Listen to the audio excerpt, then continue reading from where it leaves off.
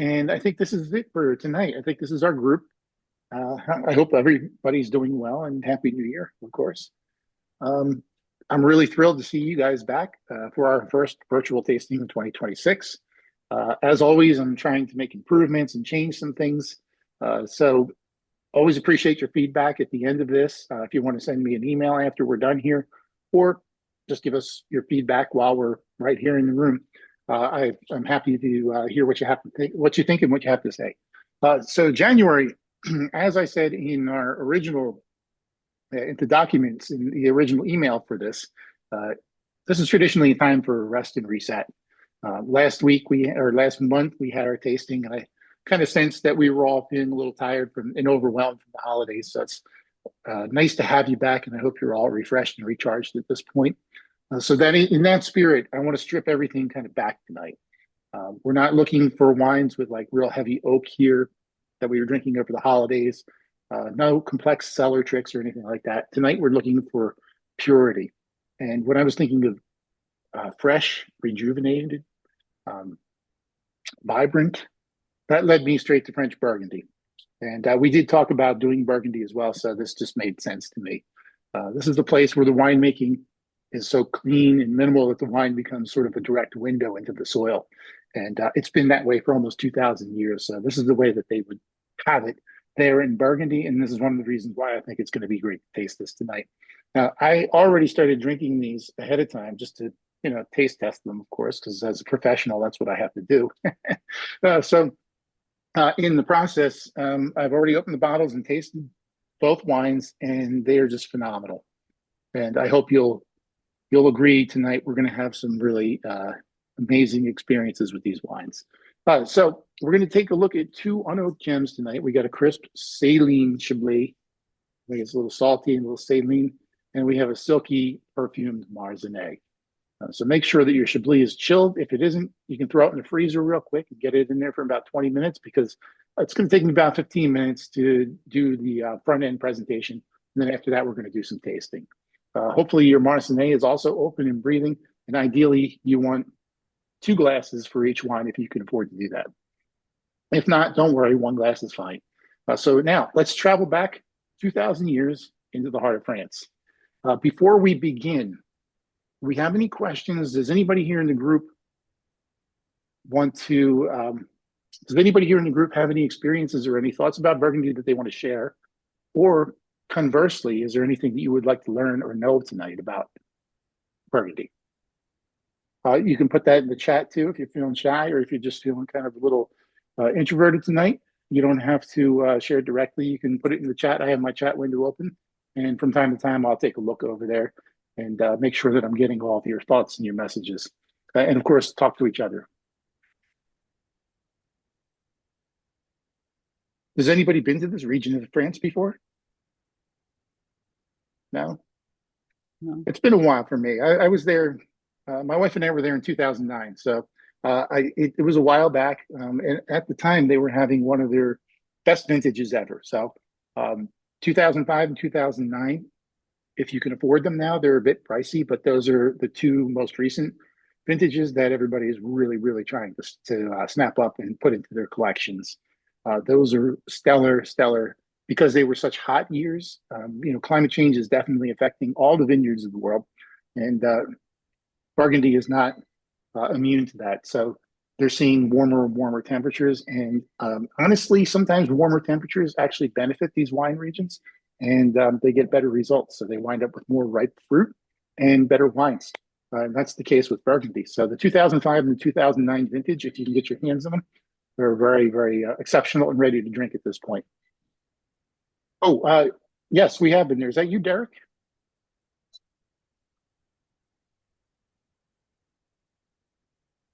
Yes. Okay.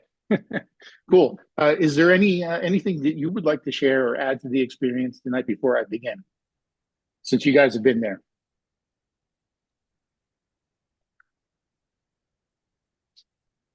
Okay. Cool. Alrighty.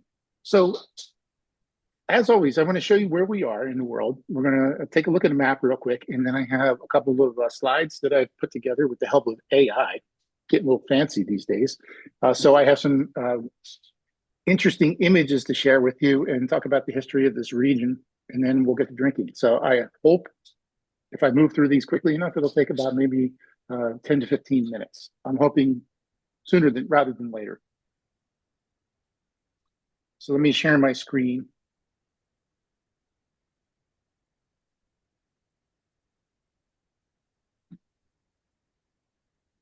Okay, can you see this? Can you guys see my screen? Yes. Okay, thank you. How's the audio? Does the audio sound okay? Yeah, Yes. sounds good. All righty. Okay, so I've been messing around a little bit with Google Earth. And I put together a map for us just real quick to show you where this is and kind of the topography, the geography here. So of course, this is France, obviously. And we're looking at the eastern side of France, almost close to Switzerland. And this region right here is Burgundy. So actually, they have some tools here, some cool tools that they allow you to sort of trace out the region. And these highlighted areas here in colors, this is the main part of Burgundy. This is Burgundy proper. And then up here is Chablis.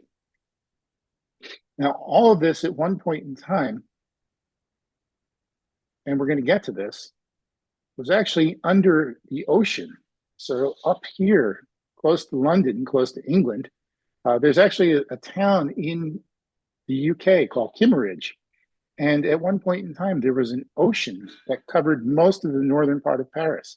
It was known as the Paris Basin. It was a very shallow prehistoric ocean that existed in the Jurassic period. And it covered most of this land and deposited a lot of marine life. So a lot of this soil is actually deposits from the ocean, and they're predominantly limestone and marine shells. So you're going to find a lot of like shells, like oyster shells and other types of diatomaceous earthen shells in this soil. And that is what makes this region work so well for the grape growing and for these wines. You'll notice Chablis is kind of offset from the rest of Burgundy proper. There's about a difference of 60 miles between Chablis and the rest of Burgundy. And the reason for that is it's a part of the same departement. So in France, they have different départements, which are essentially states, I guess, or I don't know how else you would describe it. But there are smaller regions within, and I think there's a total of 12 in France in total. And these are both part of the same department, so it's more of a political drawing that includes both of these regions in the same winemaking region. Otherwise, they're almost completely different. So you see up here, we have Chablis, very small region, actually closer to Paris. There's Paris right there, and there's Chablis. And Chablis is close to the 50th parallel, which is the northernmost limit for making wine. It's so cold up there that it's almost impossible to make wine. And that's why they're producing these white wines that are so thin and so light. Because you almost can't ripen the grapes, but we're on the northern limits of where you can grow grapes, and the Chardonnay grape does really well here, especially with that Kimmeridgian prehistoric clay and limestone soil. And that is where we're going to start tonight, drinking our wine. There's about 13,000 acres total in the Chablis region, and it's mostly these white chalk soils that make these really nice mineral-laden, thin, light Chardonnays. And then we go down here to Burgundy proper, and Burgundy proper is only 35 miles, at least the region that we're concerned with. In total, it's about 70 miles long, but the 35 miles that we're dealing with tonight is right here. This is known as the Côte d'Or, and they call it that not because it's the côte in French is slopes. So the Côte d'Or, you would think means the hills or the slopes of gold, but actually it's named after its aspect. It's facing towards the Orient. So these hills that grow these wine grapes are almost exclusively running from north to south, and they're facing towards the east. So they're getting the morning sun, and they're getting the sun up until about noon or maybe a little afternoon. And they're all planted on this slope, the Côte d'Or, the Orient, the slopes of the Orient. And I'm going to show you how that works here by taking a quick look at the topography. Okay, so I'm going to turn off these little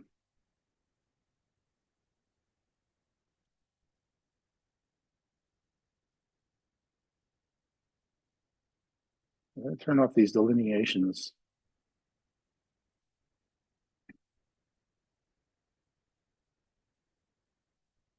Real quick,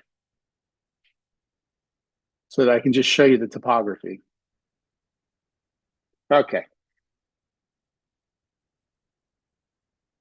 Now you notice here, as we were saying, they run north to south. We're really northeast to southwest. And most of the vineyards are situated on the side of the hill. So they have a main route or main artery that runs through the center of Burgundy. This is called the Route de Vaume. So this is the main artery. If you're going there for wine tours, you would drive your car through this, down this road. And you'll notice that most of the vineyards are not to the east, but actually to the west of the road. So all of them are here on the low-lying plains, and then they slowly work themselves up into the hills. And as we know from prior discussions, grapes really enjoy well-drained slopes. They do a lot better when the soil is drained and they're not getting too wet. So the better grapes and the better quality grapes are all on the slopes of the hills. So you can see it a little better here. You can see the profile of this. So all of the lower quality general appellation wines that are made kind of down here in the valley, and then the better sun exposure and the better aspect and slope up here in the hills is where the higher quality wines are made. And as I was saying, this whole area in total runs maybe 35 miles, so it's almost exactly the same size as Napa Valley.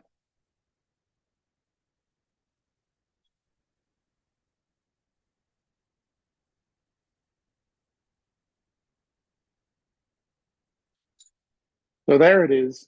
And then there's actually more to the region, but we don't really talk about these too much, especially for tonight's discussion. We're not really concerned with these areas. But down here, the green area that I've demarcated is known as the Côte Chalonnaise. And then down here in the sort of turquoise color, this is the Macon. And the Macon is actually where the city of Chardonnay exists and the birthplace of the Chardonnay grape. But the higher quality wines are all made up here in this main area here known as the Côte d'Or. Okay. Any questions about that?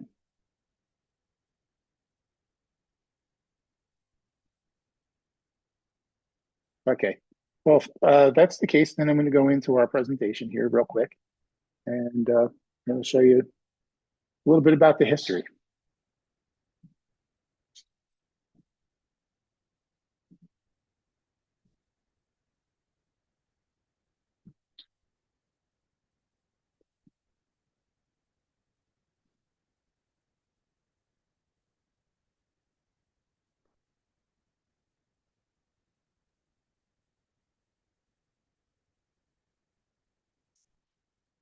Okay, as we were saying, or as I showed you already, hopefully, this is where it's located. So Burgundy is located north to south, essentially, for about 70 miles over on the eastern side, the eastern third of the country of France. And right below it here is the Rhone Valley, which you all know, I'm sure, and drink a lot of their wines and love the red wines of the Rhone.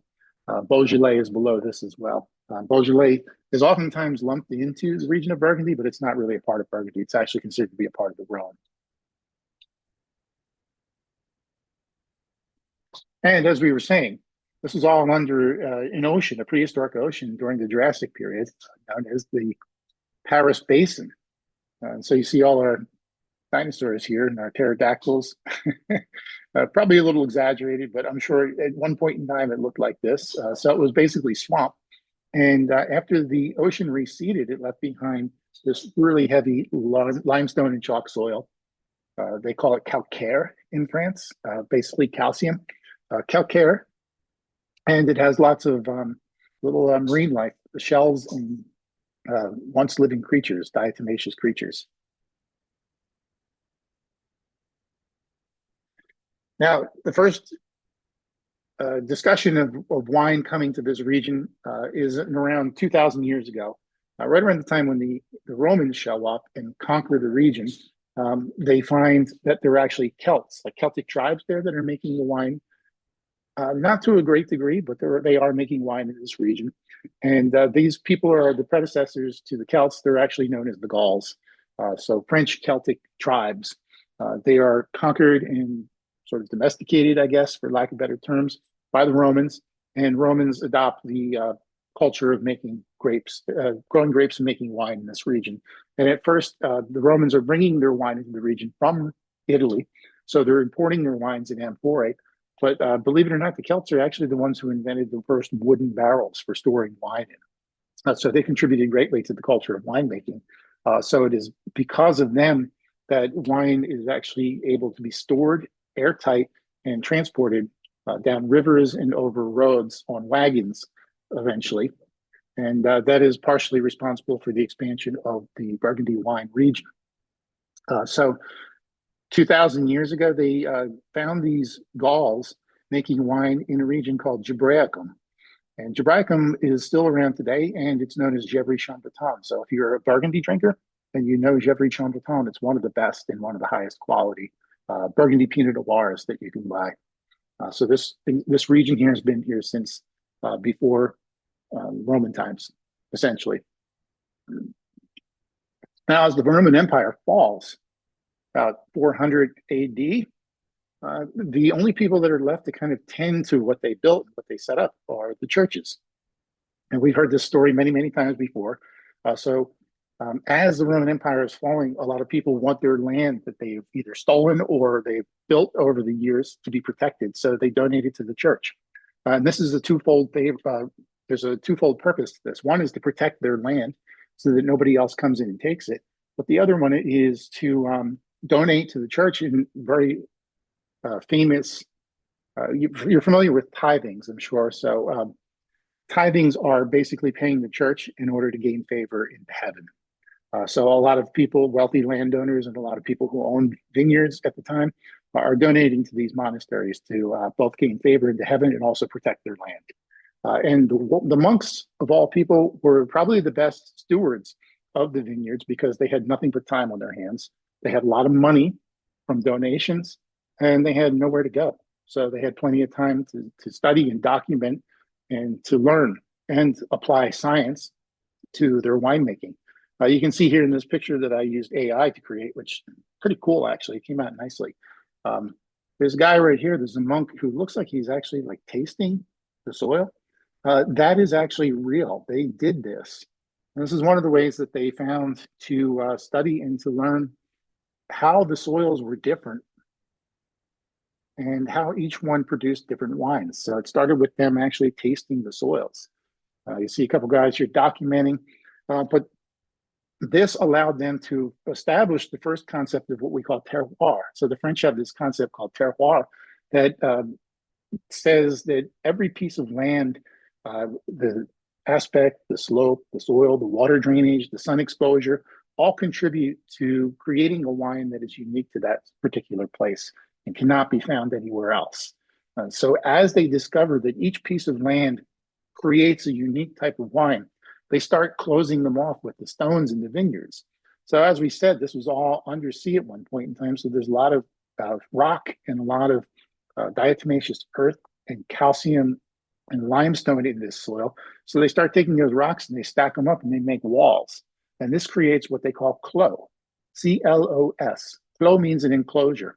So this is the feature that you're going to find that is predominant in the Burgundy region, these clos de Rouge, for example, one of the most famous wineries out there. It's an enclosure that was surrounded by walls. And each one of these different parcels that they found creates a different type of wine. In essence, they were the ones who found this concept of terroir, and eventually the term called climat, as you can see on this page here. Climat, C-L-I-M-A-T-S, is essentially a small parcel of land that has its own climate. And this is all due to the Cistercian and Benedictine monks about 1,000 years ago in the 12th century that all started to study this and discover this. And if you go to Burgundy today, they'll tell you that everything is still in place from this era.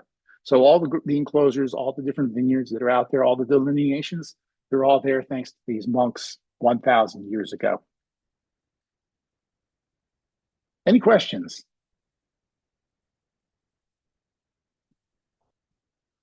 Okay. So as the church starts to lose power around the Middle Ages, France is a kingdom. It's not yet a unified country. It's a kingdom. And it's also what they call a duché, a dukedom. So it's an assembly of different autonomous and autocratic entities that are mostly secular. And they're run by dukes. So they're almost like small kingdoms within the Kingdom of France. So you have the king who was in Paris, and then eventually Versailles around the Middle Ages. And then you have these small dukedoms. They were started out to be about 12 in the 12th century, 11th century. And these continued to go on until Napoleonic times, around the 1700s, at the time of the French Revolution. There were up to 40 different dukedoms. And all these dukedoms were autonomous kingdoms that were running on their own power. They were all leveraging power. They were trying to make alliances with other dukedoms. And one of these ways that they identified themselves, and one of the ways that they made a lot of money for their individual dukedom, was to sell wine, to make a wine that was identifiable, unique to their particular dukedom, and to sell it to other regions of the world, including places like the Netherlands and Germany and Austria at the time. So these dukes were really responsible for kind of turning the wine into this ecclesiastical endeavor and making it into a commercial endeavor. So essentially selling it and making it into something that was a moneymaker and also a reputation builder for their particular kingdom. And this here, this is Philip the Bold. Philip the Bold was around in the 1400s. And he was the one who decreed that Pinot Noir should be the main red grape in the Burgundy region. At the time, they were growing Gamay. So some of you know Beaujolais. Beaujolais is made with the Gamay grape. And he hated Gamay so much that he created an edict that said you can't grow Gamay in the northern parts of Burgundy. So that's how Gamay came to be banned out of Burgundy and is no longer used there and is now used in Beaujolais exclusively because Philip the Bold in the 1400s hated Gamay. Cool. So we were looking at that slope and that aspect earlier. I was showing you how we have sort of like a valley and then we have a hill, one hill that's facing to the east, the Côte d'Or. This is the perfect picture here that kind of demonstrates that. This would be down in the valley, down by the Route de Valme, that road that we were showing that runs through this area. And you're looking up on the slopes. So you can see here, they're not very big, but this runs for about, 35 miles in length. And as you travel down the Route de Valme, you see all these vineyards like this on the side of the slopes. And up here, because we have the highest amount of drainage and the most sun exposure, the higher quality wines are made. In the middle of the slopes, this is where some of the Grand Cru and some of the greatest wines are made. And then down in the valley here, where the water pools and the drainage is not as good and the sun exposure is not as good, those are the more everyday wines. And because of the climate and because of the soil, the best grapes for growing in this region, this is a continental climate here. So this is landlocked and there really isn't much of an influence from the local ocean. So for that reason, you get really four distinct seasons. You have a summer or winter, summer, fall, winter, and spring. And because of that, the winters are very cold. The summer, the growing season is very short, doesn't last for very long. So you need grapes that ripen quickly and do well in cooler weather. And those two grapes, as we've talked about in prior tastings, are Chardonnay and Pinot Noir.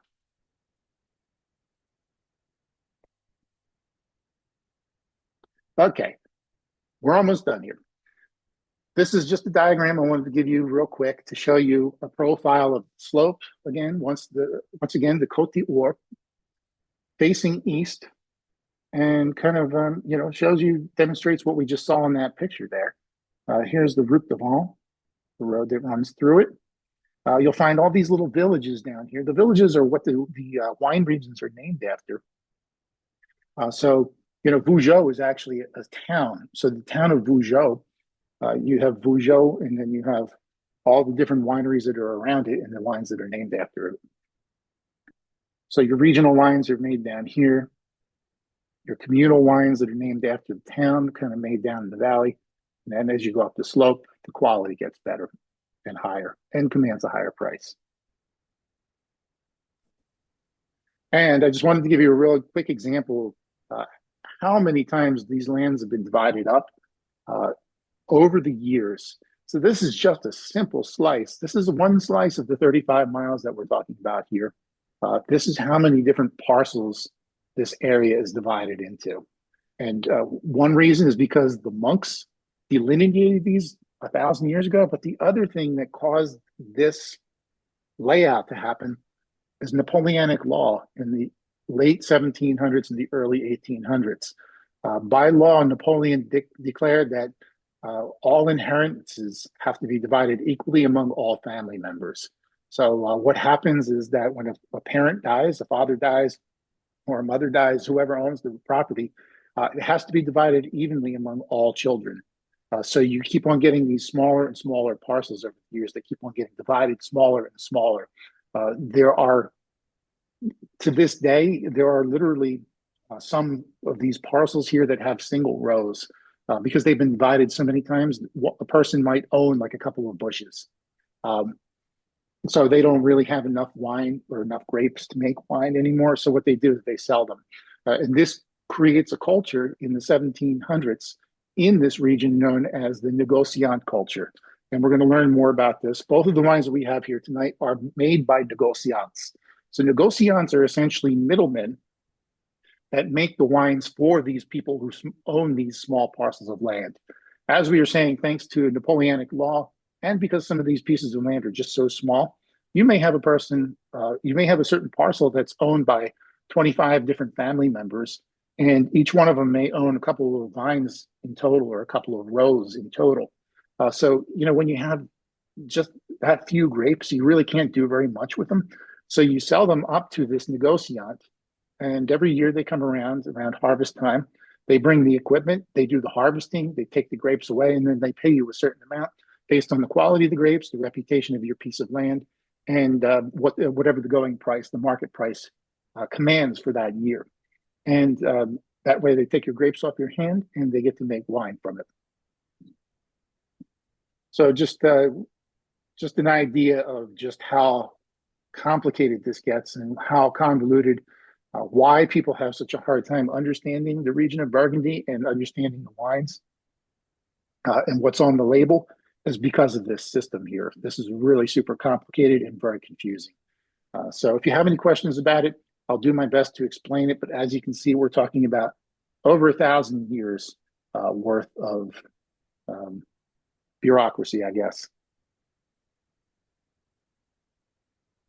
So the other thing I want to impart upon you, and we're going to get into this right before we drink, is the concept of Grand Cru, Premier Cru, and village wines. Village wines are everyday drinking wines. They're the most average quality, and they're the ones that are made in the lower slopes, as we were talking about. So typically deemed to be of lower quality, still very drinkable, still very good, but they're what we call village wines. And the villages are those little towns that we see all along the Route de Vent. The areas are named after them. So, for example, up here, Chambol-Musigny, Chambol is the name of the town. Vougeot is the name of the town. Moret-Saint-Denis, over here, Moret is the name of the town. Vaune-Romanée, Vaune is the name of the town. In the 1800s, the mayor of Burgundy realized that there was some cachet to the nicer vineyards in each one of these towns and regions. So he made an edict that allowed the area or the town to staple on the name of the nicest vineyard that they had in the region. So Beaune is the name of the town. Romanée is the name of their Premier Cru vineyard. So Beaune Romanée, they thought added a little bit of cachet to the, add a little bit of value to the cachet of the name of the town. So they included the name of their most expensive and their most prestigious vineyard tacked on to the end of the name of the town. So that's what you're looking at here. Chambol is the name of the town. Musigny is the name of the nicest vineyard that they have in the town. So these vineyards here located kind of mid-slope, the ones that are yellow, those are your Premier Cru. Those are, Premier is French for first growth. So Premier Cru is very high quality, but the utmost quality is Grand Cru. Grand Cru are these here in red, as you can see. Most of them are located at the top of the slopes, some of them down by the Route de Vent. This all has to do with aspect, sun exposure, and drainage for rain. So the monks figured this out 1,100 years ago, and these delineations have stuck to this day. So all these different parcels here were determined by the monks 1,100 years ago, and Vougeot was determined to be mostly Grand Cru, top growth, the best that you can get. And if you know Vougeot, you know that their wines command top dollar. Okay. One more and then we drink. So just another diagram to show you, help you understand the hierarchy of wines in Burgundy. It's very complicated, so I hope this isn't too boring. We don't have to get too deep into this. But down here at the bottom, they have this pyramid, a hierarchy of the growths, and these are regional. So regional is any wine that says Burgundy on it. So if you go into your wine store and you're looking for a Pinot Noir or a Chardonnay, it's going to say Bourgogne on the label. Bourgogne means that it can come from anywhere in that 35-mile stretch of vineyards. It doesn't have to be a specific vineyard or parcel. It's just grapes that the negociants have taken from growers, independent growers. And you might have a little bit in the north, you might have a little bit in the south, but you're throwing them all together and you're making a Chardonnay or a Pinot Noir. And that would be a regional Bourgogne.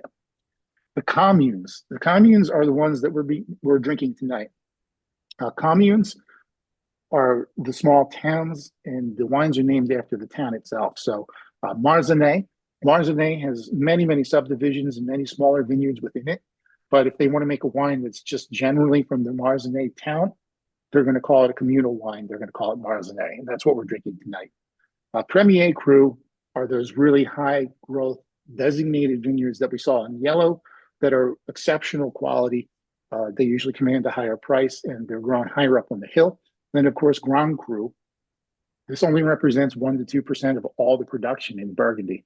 So it's a very small amount, very few Grand Cru vineyards in the entirety of Burgundy, 1% to 2%. Those are the top dollar, top quality wines. If you've had them before, you know they're anywhere from $200 a bottle up to thousands, depending on the year. Okay, that was a lot. So thank you for bearing with me. After all that has been said and done, do we have any questions or do you have any thoughts? I have a question, Mark. So does anyone break into Burgundy as like a new winemaker? Or are they pretty much like whoever's there is there forever? Burgundy is different than Bordeaux, for example. That's a good question. Bordeaux is more new money. So a lot of the chateaux in Bordeaux are being bought up by corporations. They're being bought up by wealthy entrepreneurs. They're also being bought up by like those, forget what they call those companies. That's it's sort of like it's like a group of investors essentially that invest in high-end properties. But yeah, Bordeaux over on the west side of France is more prone to outside investors, but Burgundy is very closed, and I think they actually have laws and rules that don't allow outsiders in. So you're in this region here, you see mostly old family members who have inherited through that Napoleonic law. They've inherited their land year over year over year. And one of the things that kind of prohibits these large corporations or these large investors from coming into the region is that dynamic where you have those small enclosures. That is religion to them. You do not break those walls. You do not break those clos, the walls or the delineations. They are religion. They stay the same no matter what. So you can't really have like a large investor come in and like knock down all those walls and build like a different vineyard, because those are established and they're sacred. They've been that way for thousands of years. So they're very protective of that tradition in that region. So when we were there, they did not have any outside investors coming in. It's all locals, all French. And which is one of the things that keeps it real honest, and I love about it. It's almost like the difference between Napa and Sonoma. If you've been to that region before, Napa is like it's like all about money and wealth and investments. And Sonoma is a little bit more like the old farm town that came up in the early 70s. Cool. Thank you so much for powering through that with me. It's a lot. And I was trying to dilute it as best as I can. It's very, very complicated. So I apologize if that was boring, but thank you for hanging with me. And let's drink. We're going to start with the Chablis. Whenever we have a white and a red, I always suggest to go with white first because it's lighter.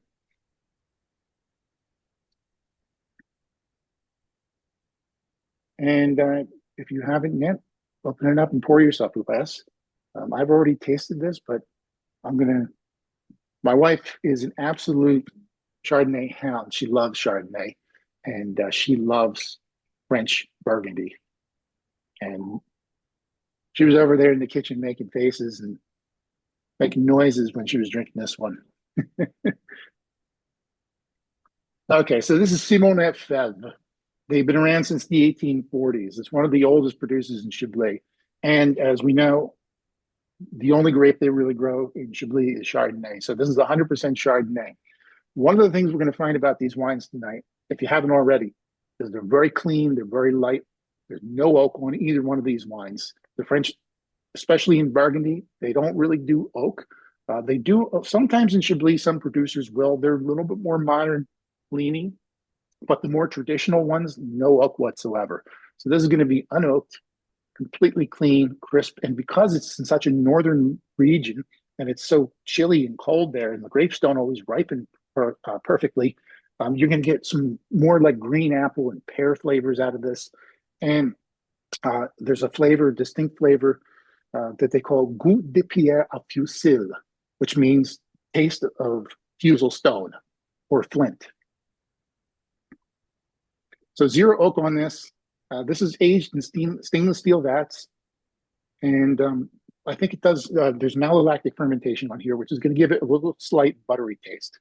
Malolactic fermentation is actually a bacterial fermentation that occurs in the wine, and the winemaker chooses to do it on purpose in order to give the wine more body and more of a buttery flavor.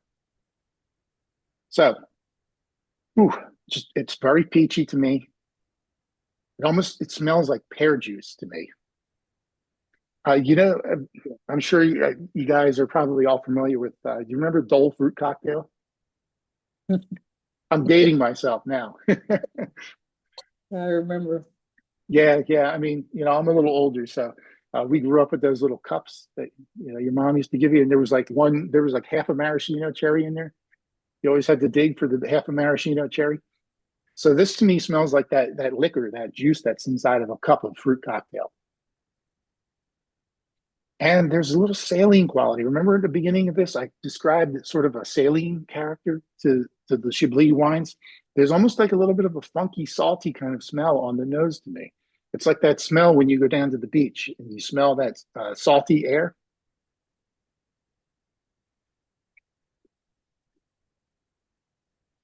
Yeah.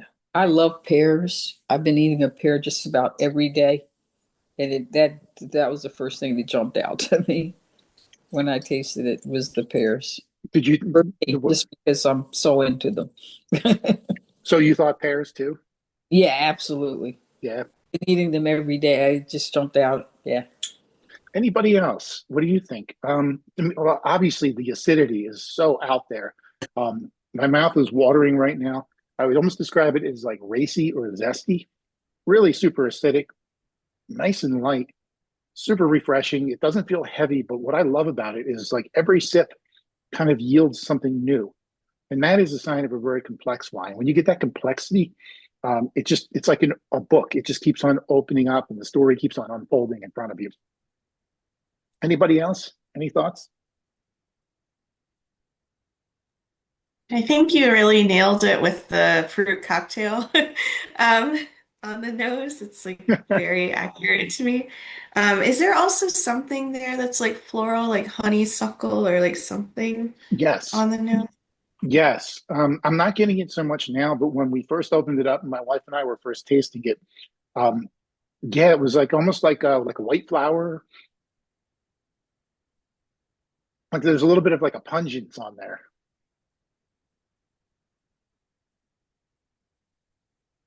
Yeah, I don't know. We got Vicky. You're there. You're the flower whisperer.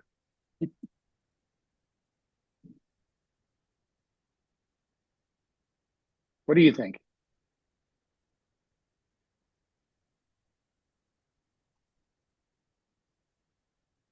Definitely that salinity though. That kind of like funkiness, that ocean salt. Yeah, green apple. Hmm. But just the weight in the mouth too, the consistency. It's just like so pleasing. And that is what is that? Looking for the alcohol content on here. I don't think it's very high. Oh my 13.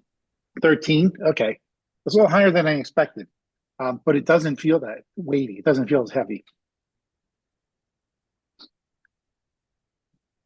I have what So might be like a dumb question, but like I like people refer to this wine as like Chablis, like I'm having a glass of Chablis, but like it's Chardonnay, so like is Chablis like the name of I guess I'm trying to, is it like the type of wine or the region or both? okay, yeah, good question. So in France, Italy, Spain, and other European countries, they traditionally name the wine after the town or the region where it's made. So Chablis is the name of a town that the vineyards surround. So they call it Chablis because in the old days, like we were just talking about earlier with the Dukes of Burgundy, everybody wanted something to sort of like be their calling card. You know, all the different dukes and all the different fortifications that you see that were once castles, the monasteries that used to make wines, all of them wanted their own calling card. And one of your signature calling cards was making a wine that didn't taste like anything from anywhere else. So in Europe, they're typically very proud of where their wine comes from and how it's made. And there are different rules dictated by a local consortium that usually tell them how they can make that wine, down to how many grapes you can grow, how many you can grow per acre, what type of grapes you can grow, when to harvest, what time of year, how you can vinify and make that wine. These are all rules that are dictated by every consortium that's local to a certain town. So the town of Chablis makes all of their wines from the Chardonnay grape, and they have to be harvested at a certain time of the year. And they usually don't use oak. So there's these set of ground rules that make Chablis identifiable to other regions of the world. So typically French, one of the things that makes them so hard to understand and why so many Americans stay away from French wine is because uh, they don't know what's in the bottle. So they don't know that that's Chardonnay when they see Chablis on the bottle. You have to kind of know ahead of time that they only use the Chardonnay grape in the town of Chablis. Does that make sense? Yeah. Yeah. Yeah, yeah. So it's all about the region where it comes from, which is why the Pinot Noir that we're going to be drinking next is called Marsannay. It's actually a Pinot Noir, but you wouldn't know that because it's from the town of Marsannay, and they thought it was more important to identify themselves locally. So it's sort of like a local pride thing. So they wanted to identify the town where the wine is made rather than the grape that's in it. That is a beautiful wine. I think we'll probably finish this one tonight. We don't typically finish these wines, but yeah, I think this one's going to go tonight. because my wife loves Chardonnay. And she's coming in for some right now. Cool. What do you guys think of this one? I love it. Yeah, I mean, compared to like a California Chardonnay, do you see the difference in like how you may even have a California Chardonnay open in your refrigerator right now? If you do yourself a favor after we're done this tasting and go taste the difference. And it's just like the difference between like light as a feather and like heavy as a ton of bricks. The California style is just so much heavier and thicker and more rich and luscious. And it has its place. We really like to drink that kind of style too. But compared to this is like, just like kind of floats on the air. Really beautiful. And that is the difference, generally speaking, between European wine and American wine. These are going to be much more food friendly. They're going to be lighter, meant to have with a meal, and less winemaker intervention. So less oak, less manipulation in the vineyard, less manipulation in the vineyard and in the winery as well. Having a hard time getting that out. Okay. So as far as food is concerned, any thoughts about what might go well with a wine like this? Is anybody eating any of the foods that we put on the list tonight? Yeah, it's always tough for me being plant-based. Oh, I didn't know that, Karen. Yes. Oh, in the future, I'll make the note of that. And in the future, I'll write stuff down for you. No problem. Are you vegetarian, or are you vegan? Vegan. Okay. 9 years. Good for you. Cool. I'll make sure to include some vegan stuff next time. Okay. Thank you. Is anybody eating anything tonight along with these wines? And if so, what are you having? You can put it in the chat or you can share with us.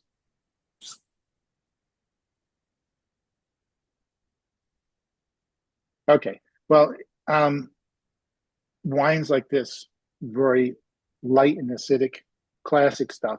Classic with stuff like shellfish and oysters would be my first go-to. I don't know. I know not everybody likes oysters. I could eat oysters all day long.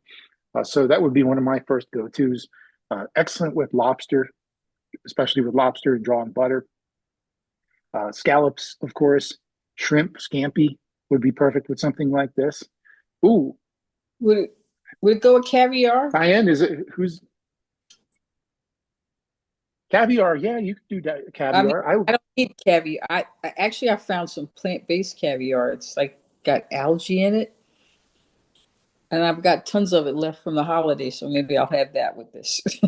So you said you've been vegan for 9 years. Have you ever had real caviar before? I've never had real caviar. Okay. But I've had the plant-based caviar, and I actually like that. I love real caviar. It's not something I eat very often, but I'd be curious to know how it compares to the vegan caviar. Yeah, but I think it's made from algae, so it does have that. It does have a fishy or sea-like taste. It was interesting. We enjoyed it for the holiday. I ordered it from some specialty shop because I've had it in restaurants, like plant-based restaurants in New York. They have a lot of really nice high-end plant-based restaurants there. Okay, I see Diane. You guys have something more to add? Yes. Hi, ladies. Hi, ladies.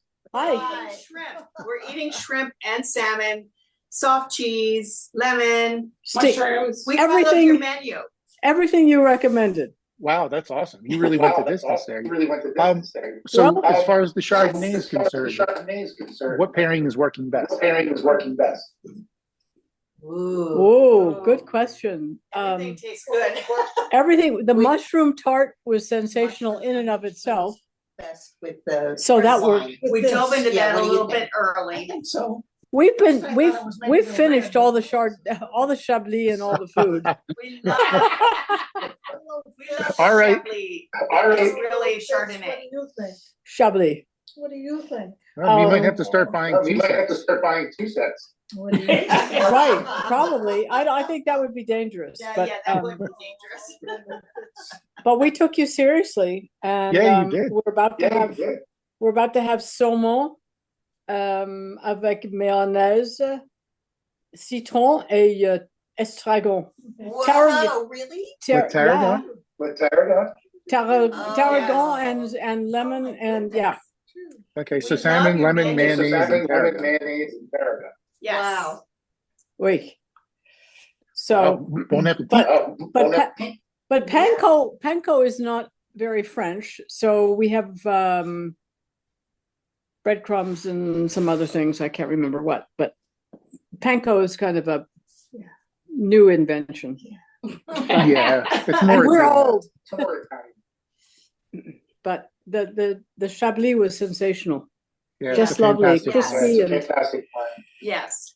really nice. And we love your menus. They're very helpful. Yeah. Well, thank you. I'm glad you took it so seriously. You took it to heart. And, really, Oh, you went yeah. the extra Oh, mile. we've done that every time. We've done that every time. Yes. Mark, we have a question. How do Yes. you choose your wines? Depends on, the theme. If we have a theme ahead of time, and the group tells me they want to discuss a certain country or a certain part of the world. But if we don't have a theme to run on, I try to deliver something that we haven't done yet. So I try to go somewhere we haven't gone. Now, we've been to France many times before in the past, but I don't think we've ever really kind of focused in on Burgundy and really just appreciated purity and how clean and how not austere, how sincere I think the wines are.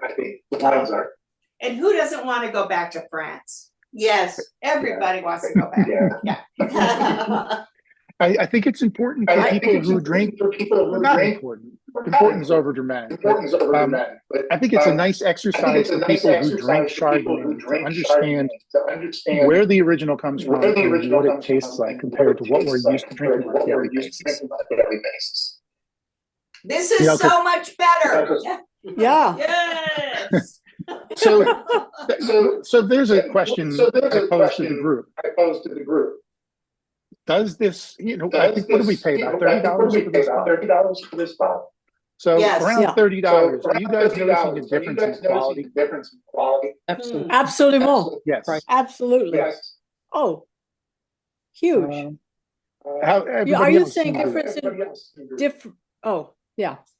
Go ahead, please. We I'm all sorry. agree with Diane. Yes, Are you saying difference? Yes. What is your question? Difference in quality from a lesser wine or American wines? I think in general, most of us daily drinkers are spending probably anywhere between $15 and $20 for a bottle of Chardonnay at the store. I'm presuming, I'm not sure, but my wife and I, if we're just knocking back something while we're watching TV, we're usually getting a $15, $20 bottle.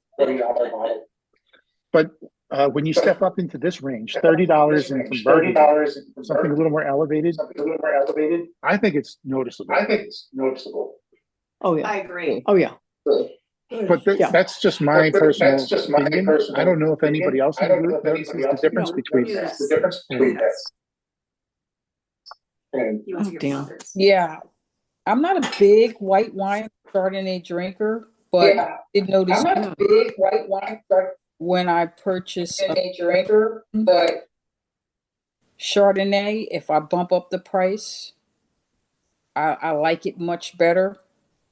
The normal got less of that oak, which is different than the Napa Valley, and I've had much more anything close to what was the third.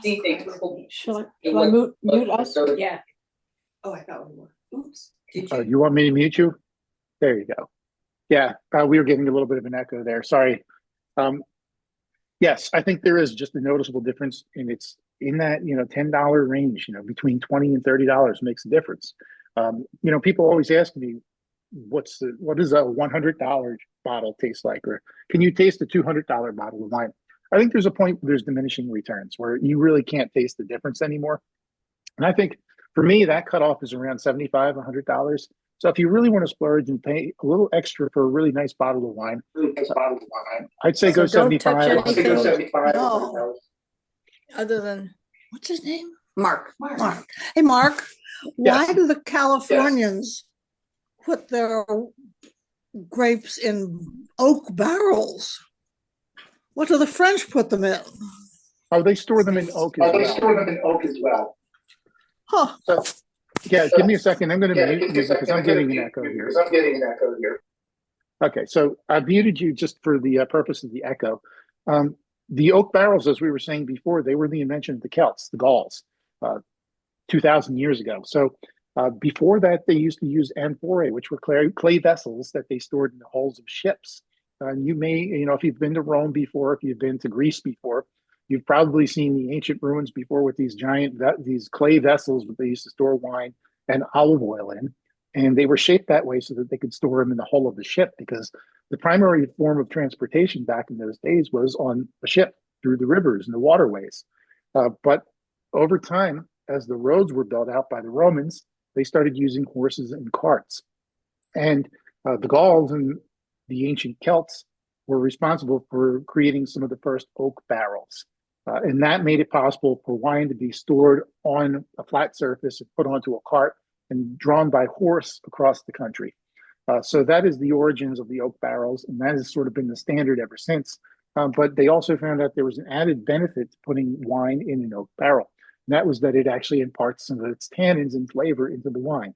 Now, the French don't really like that added flavor. So they prefer their wines to be a little bit more naked and a little bit more direct and natural. So they don't really appreciate the overuse of oak. Here in the United States, where I always tell people, we kind of went through an industrial revolution in this country, and we lived through the 1940s and 50s and 60s and the post-World War II era, where food additives became normal, shelf-stable foods became normal. So we Americans tend to have a propensity for more intense foods. We like things to be a lot more intense and flavorful here in the United States. So they tend to go heavier on the oak here when they make their wines. And that is sort of the difference between Old World and New World. Old World, it was more of a storage vessel. Here in the United States, it's more of a tool for adding flavor and character to the wine.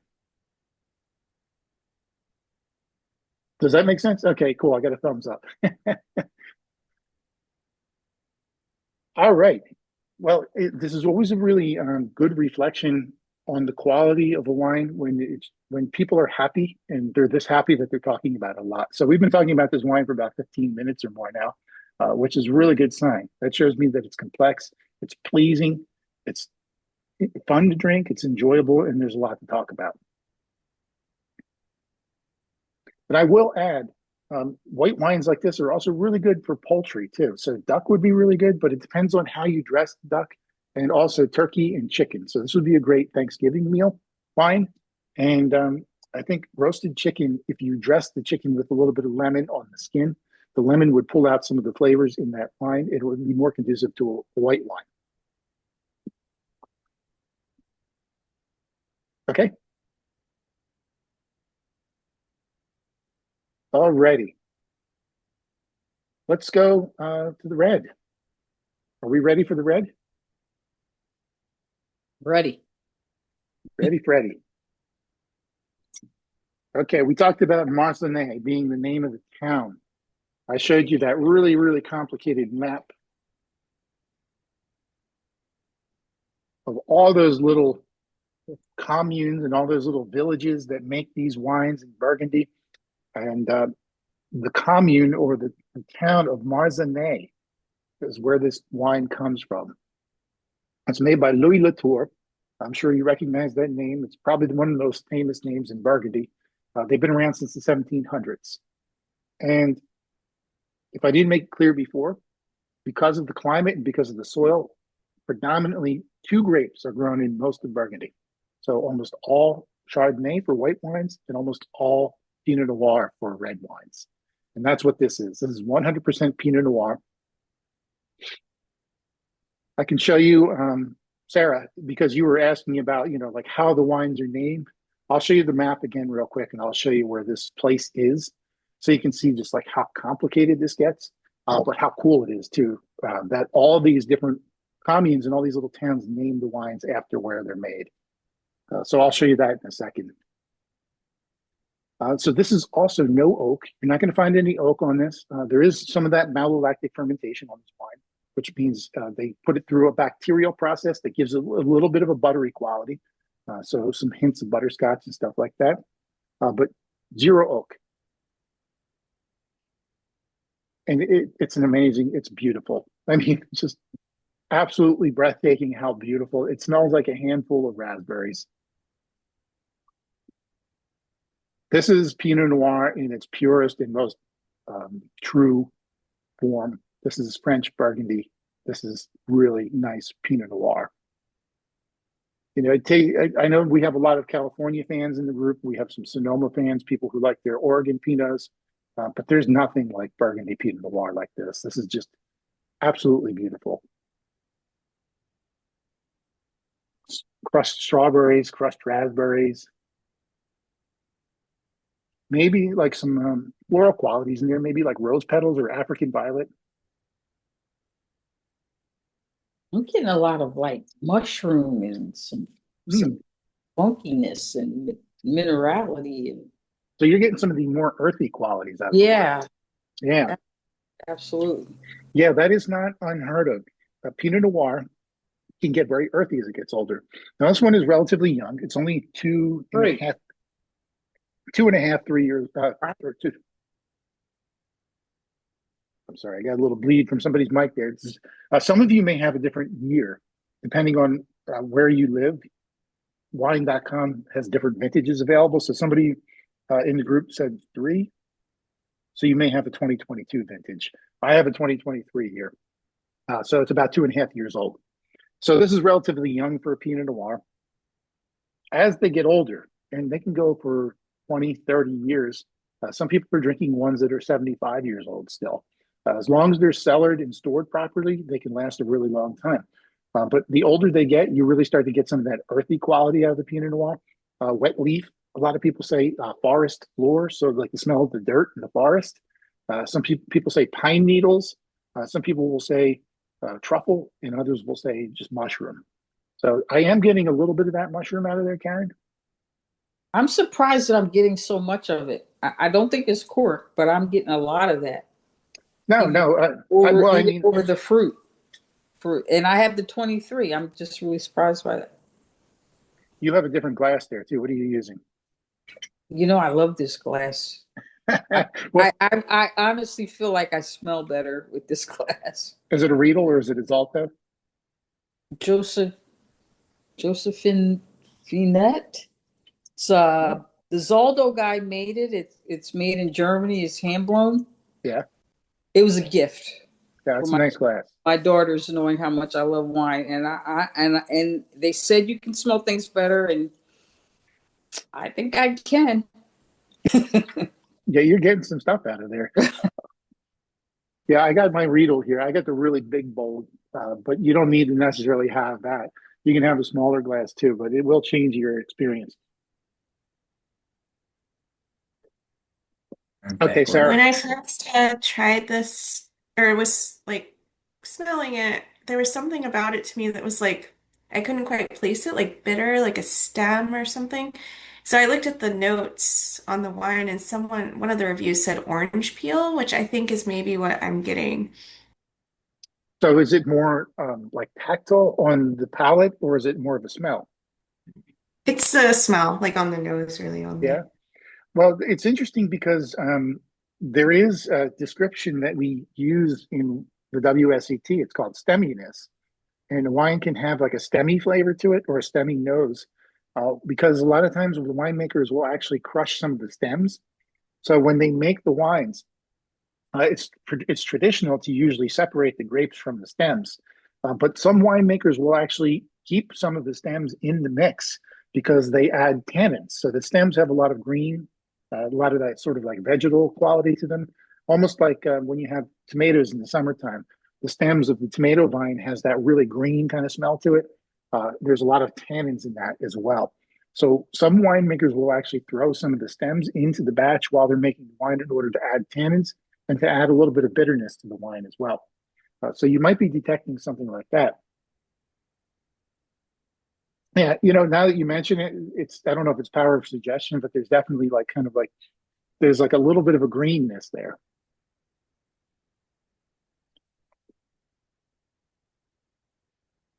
Okay, I'm going to show you real quick, Sarah, because I think it's interesting.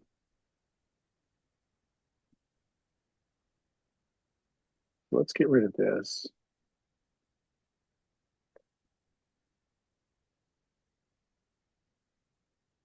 Okay. And I actually happen to have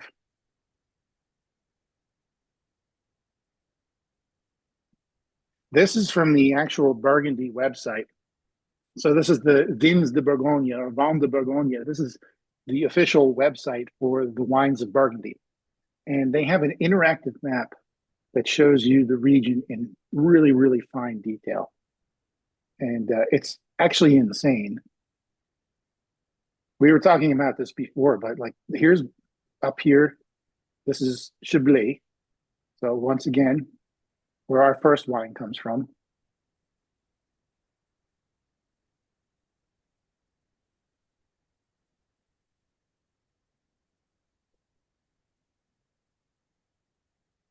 And see, I want to show you real quick.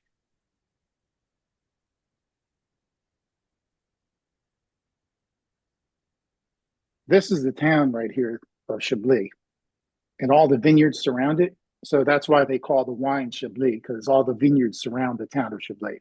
So they name their wines after where it's grown, not the grape that's in it. Now, if we go down here to where the red comes from,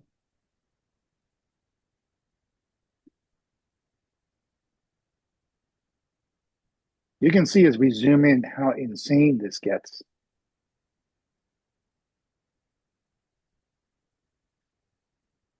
So each one of these parcels here, this is one of those clos that the monks originally delineated thousands of years ago. So they separated these walls with stones, and they delineated each one of these different parcels as making the wine that has a different flavor, a slightly different character to it. So all this yellow that we're looking at right now, this is all Marsannay. So the town of Marsannay is right here. You can barely see it.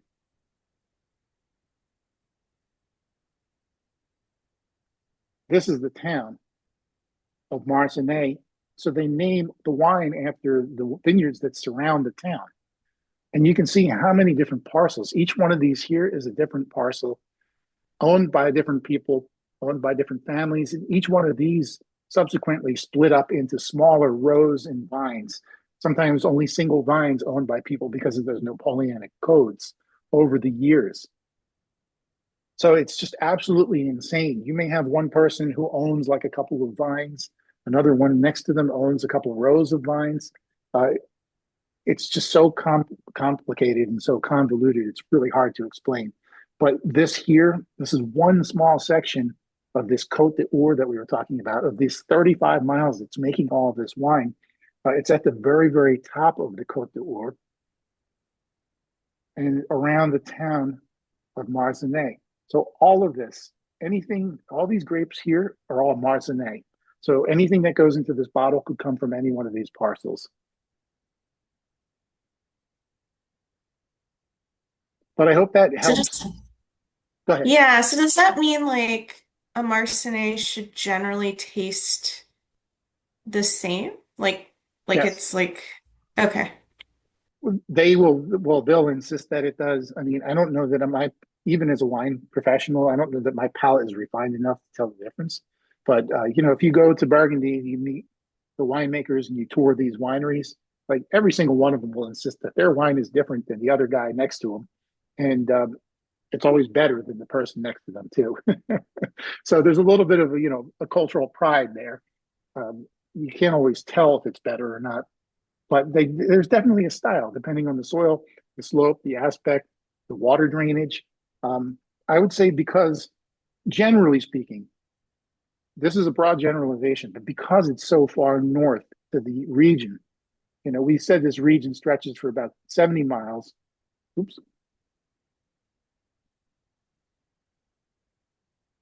There we are.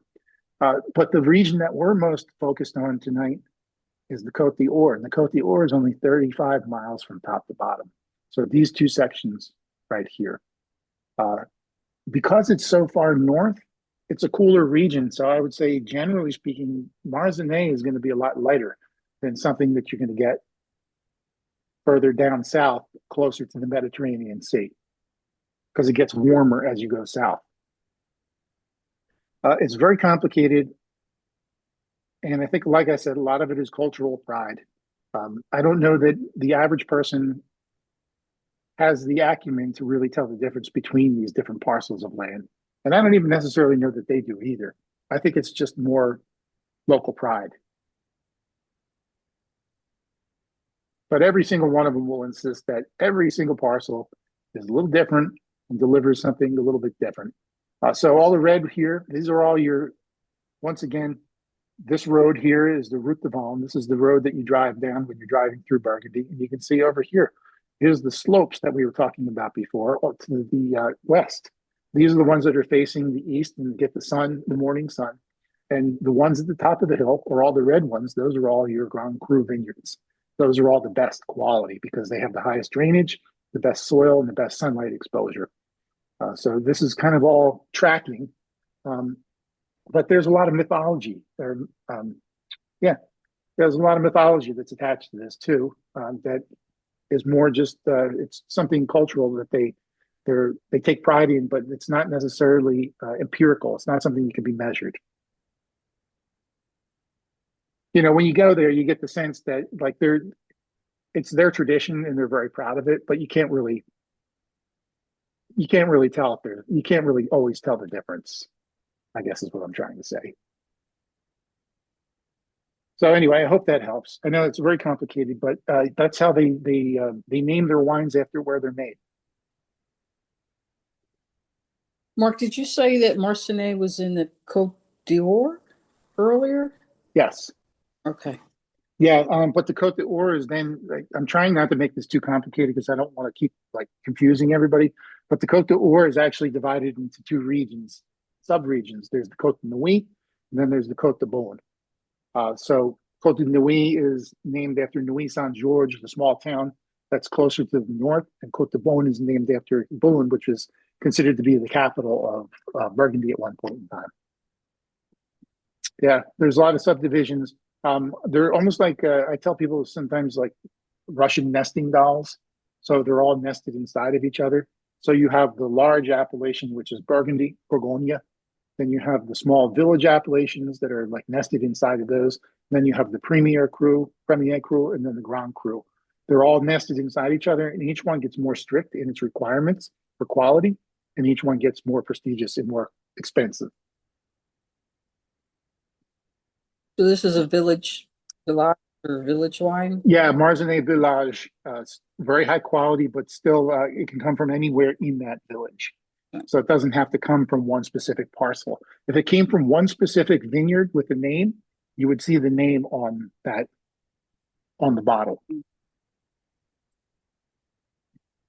In your experience, can you tell is there a vast difference between a Grand Cru and a village, or? Yes. Yeah, absolutely. Yeah, the village level ones that are made more kind of like in the valley and like on the lower slopes, they tend to not get as much sun exposure.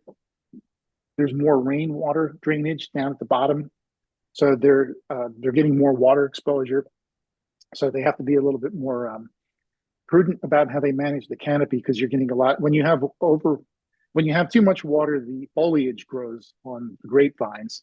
And you don't want too much foliage on the grapevines because then it robs carbohydrates away from the grapes. So then you don't get higher quality fruit. So the idea is to kind of manage what they call canopy management. So you're kind of cutting leaves off of the vine all year round to try to balance the amount of leaf surface to grape, because one robs carbohydrates from the other. So in the valley and in the lower regions of the valley, the quality tends to be a little bit lower. And as you go up the slopes, because the drainage is higher, is better.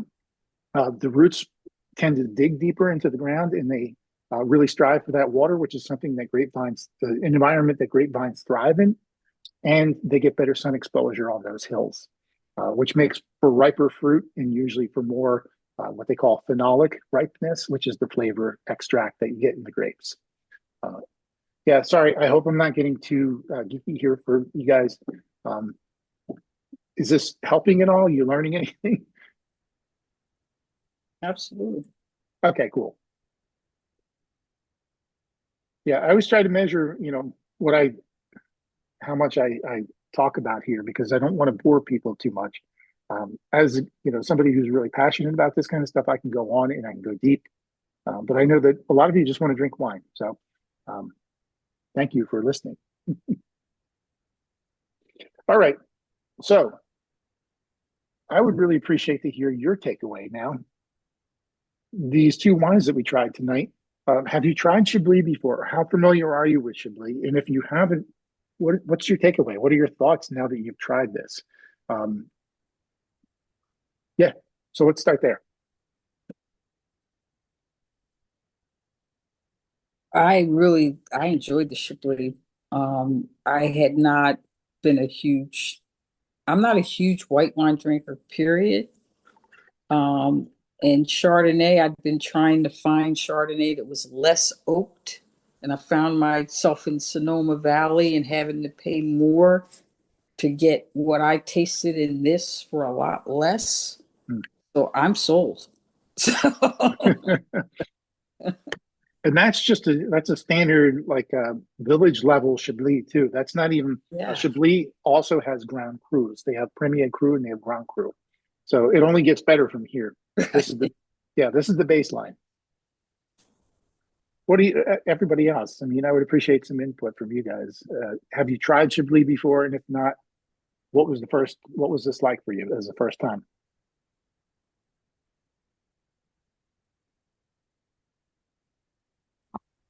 I liked this. I'm also similar to Karen, don't always gravitate towards white wines and definitely don't like the oaky, like California Chardonnays very much. So I enjoyed this. It reminded me a lot of some of the Chardonnays we had when we were just in Willamette Valley in the fall. Although this is like a little more like creaminess to it, but definitely like that style. And yeah, this is really Cool.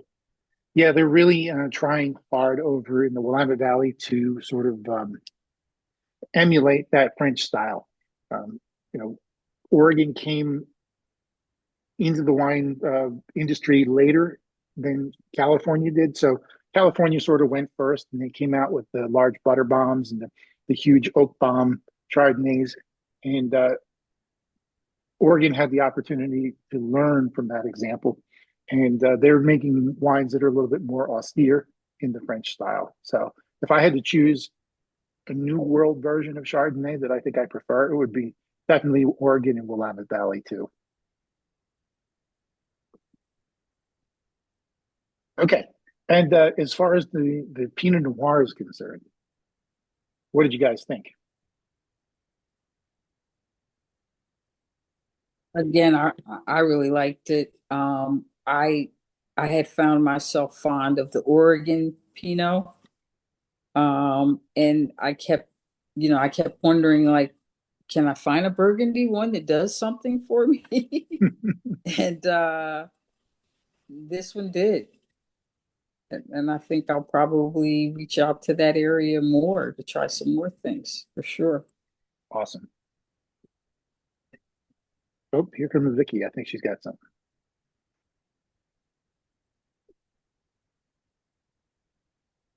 I know you like your Pinots, so I want to hear what you have to say.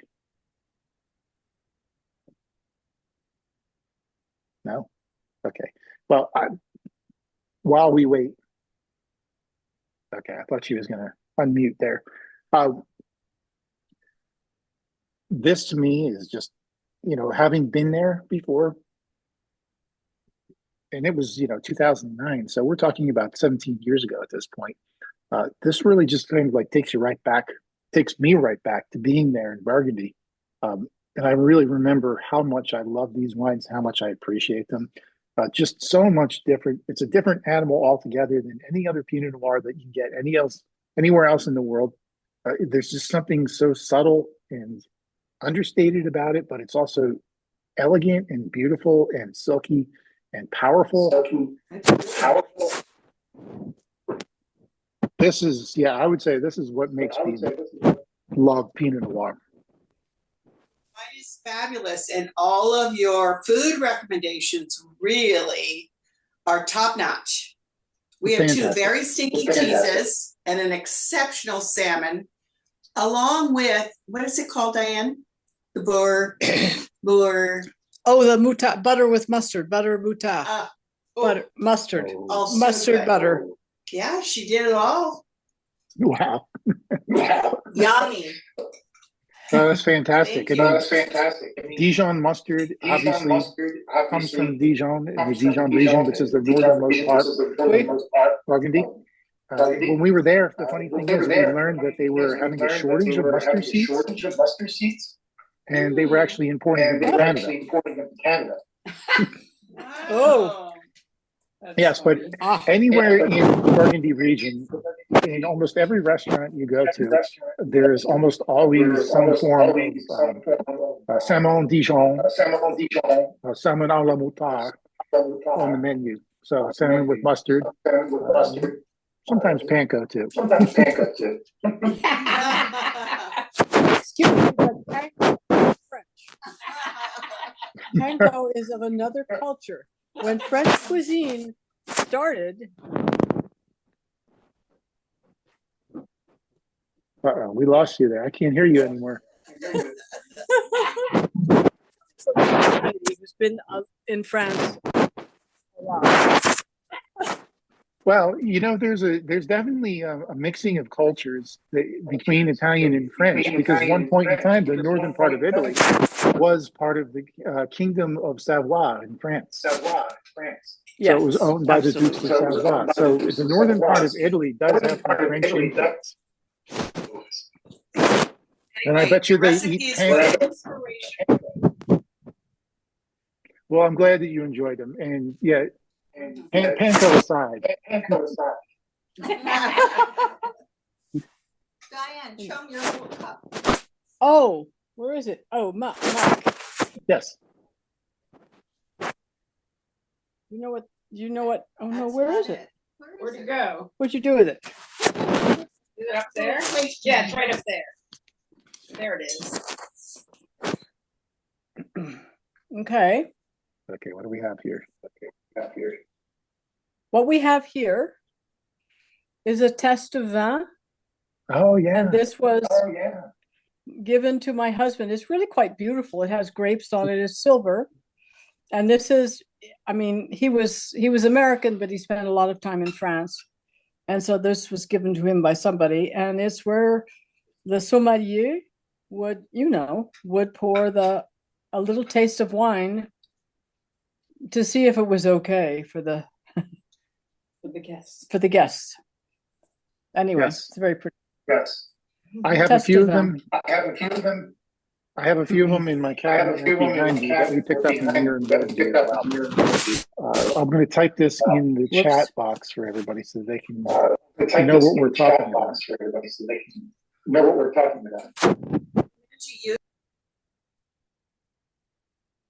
This is called the Tastavon. Tastavon means a wine taster, essentially. And it's a little shallow tray, sometimes chrome plated, and it's used to slurp the wine. So they wear it on a chain around their neck. You'll see some sommeliers, and mostly in France, wearing them, especially in Burgundy. It's like oh man, let me see if I can. Oh yeah, we have it. Yeah. Yep, they're my Tastavon. I don't know if you can see that or not. It's just a shallow tray that when you go to Burgundy, you actually get these. They have them all over the place, and you usually find them in the wineries and the wine tasting rooms. And they just pour a little bit of the wine into these things, and you do a little slurp like that. But they wear them on chains around their neck, and there's actually an order of knights. It's called the Order of the Knights of the Testaval, and it's a very, very sacred order of. It's almost like the Knights of Columbus here in the United States. It's like an organization and has commands a lot of respect and goes back many, many centuries. And I don't know all their traditions, but I think there's probably some Masonic traditions involved. But yeah, it's called the Order of the Knights of the Testaval. That's what that is. We got those when we were in Burgundy 17 years ago. That's some geeky stuff there, man. All right. So I don't know if it's fair to ask you what your favorite wine of the night was, but I guess by show of hands, so I guess we could do that. If you guys want to show your hands or you want to put it in the chat, who preferred the Chablis?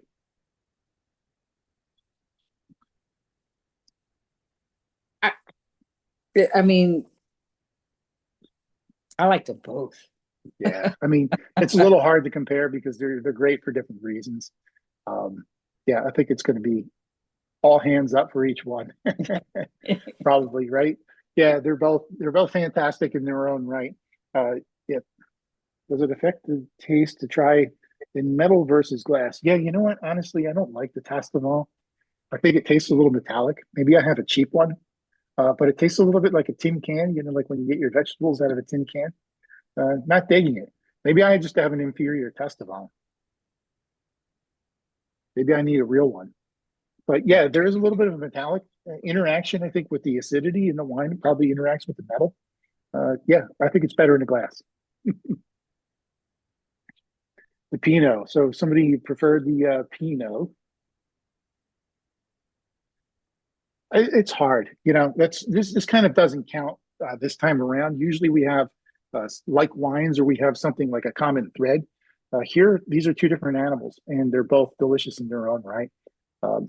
For my tastes, I think I preferred the Marsannay tonight. I think I was just more in a Pinot Noir kind of mood. And I thought it was a beautiful wine. It's amazing. It's just it's like a fruit bomb. It smells to me like the spring. It reminds me of like the first time you get to taste really fresh fruit like raspberries and strawberries in the springtime. So yeah, it kind of like moves me a little bit. It makes me feel happy.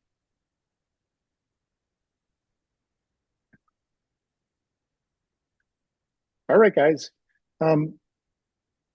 We're kind of closing out here. We're coming to a wrap. Before we leave, always welcome your feedback. Like I said, you don't have to do it right here and now, but if you want to send me an email, let me know how you like these tastings and if you think there's any ways in which we can improve them. Always open to that. Also, for those of you who have friends who drink wine and you want to bring them into the fold, I offer a little discount. So next time we do the tasting, if you refer a friend and you want to bring them in, I'll give you a little discount on your tasting fee. Any thoughts or suggestions on where you might want to go, or if at all, next month?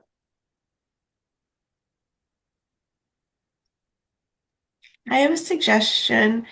Do you know Wine Folly? Like Yeah, she does yeah, like a bunch of stuff. She just sent out like an email that was like tired of Cabernet Sauvignon, like here are different wines to try, like Carmener and Nero di Volo and things like that. And I thought maybe something like that could be kind of fun, like alternatives to traditional wines or grapes. Yeah, okay, that's cool. That's a really cool suggestion. So instead of Cabernet Sauvignon, a Lagrein from the northern part of Italy or something like that. Yeah. So are you okay with like some weird stuff? Yeah. Okay.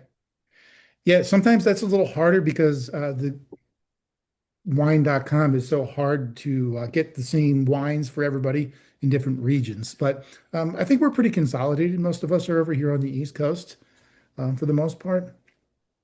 So I'll check and I'll see, but that's an awesome suggestion. Does anybody else have any other suggestions? Okay, cool. I don't, I'm writing that down. I don't, I don't know how, I've had some Croatian wines that have been pretty interesting. Croatia makes amazing stuff. It's a little hard to get, but I'll see if we can get everybody. Mhm. We can get it for everybody.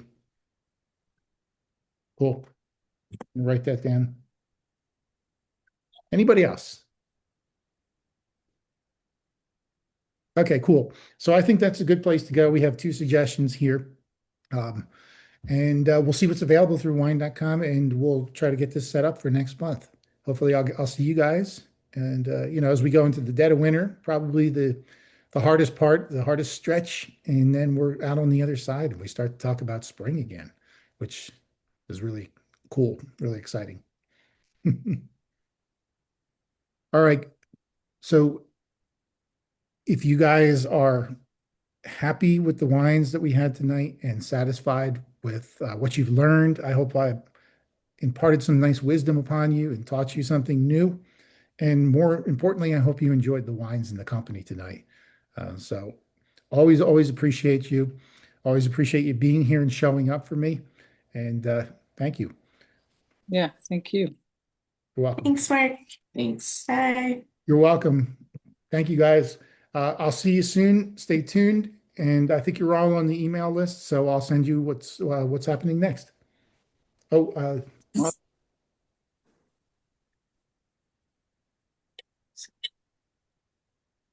okay. Good night, everybody. Good night. Thank you.